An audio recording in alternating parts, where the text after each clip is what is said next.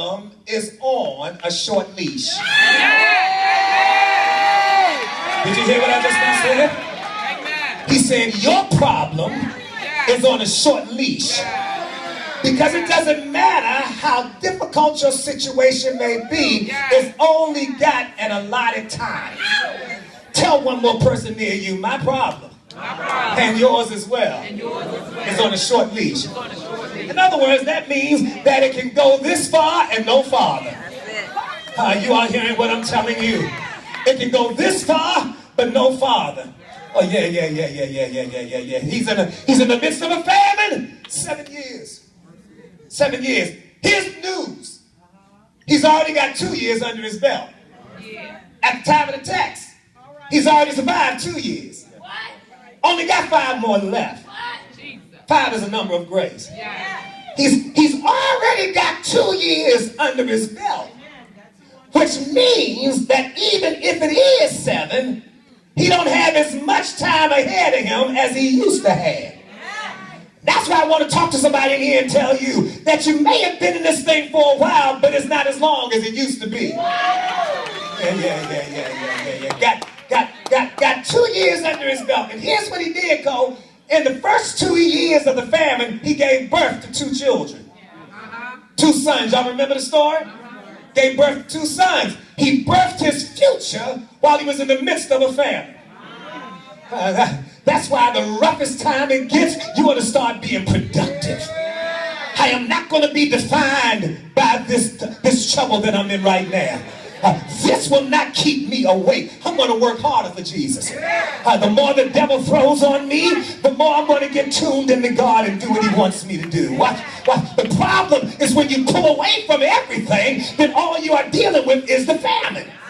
But when you get active, the more then your attention is off of what you're dealing with. Tell somebody you need to get involved. Tell them. Watch this. He has 2 boys, one named Manasseh and one named Ephraim. You'll see that in the book of Genesis chapter 41, verse 51 and 52. Genesis 41, 51, 52. Manasseh means God has made me forget all my trial and all my father's house. In other words, what that name means is he says, I'm over my past. And then he names the next one Ephraim. And Ephraim means God has caused me to be fruitful in the land of my affliction. In other words, Ephraim means I'm blessed right where I am. So I name one child, I'm over that. And I name the other child, I'm blessed right where I am. So that anytime I see my children, I see them and I realize I'm over that. And I'm blessed right where I am. I'm over that. Come here, I'm over that. And come here, I'm blessed right where I am.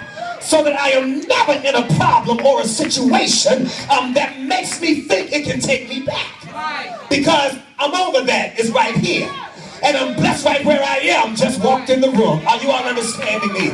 You've got to name some stuff while you're in the midst of some adversity. So that every time adversity tries to show up, something new can walk in the room. He gives birth to 2 new named children in the midst of his adversity. Y'all ain't trying to hear what I'm saying to you. Why did he do that? He did that so that every day he could have a reminder of how good he was doing in spite of how bad he had been doing. I need to have, I've